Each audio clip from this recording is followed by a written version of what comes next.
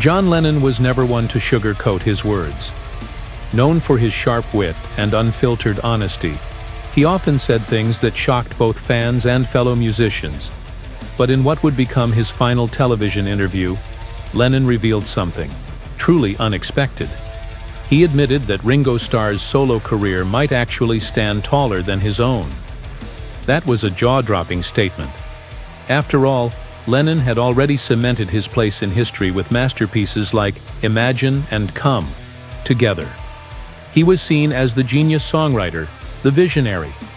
Ringo, on the other hand, was often dismissed as just the drummer. For years, critics doubted whether Starr could ever survive outside the shadow of the Beatles. Yet Lennon shattered that belief. Instead of belittling him, he turned the spotlight toward Ringo, praising him as the most surprising success story. After the breakup, during his appearance on The Tomorrow Show, Lennon didn't glorify his own career. He celebrated Ringo's. He admired Starr's ability to reinvent himself, moving from the back of the stage to front and center as a solo artist.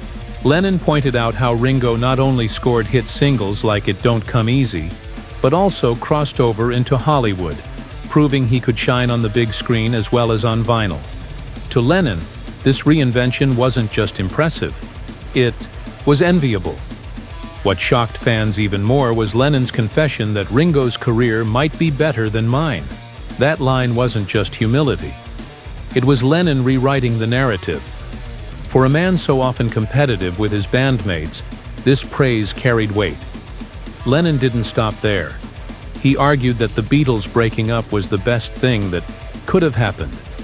He pointed to George Harrison's chart-topping All Things Must Pass, Paul McCartney's experimental Ram, his own raw plastic Ono band, and Ringo's blossoming career. "We've left school," Lennon explained, "and now we're finally working harder than ever before." To him, the breakup wasn't the end of an era. It was the beginning of true artistic freedom. Of course, the Beatles' bond never fully disappeared.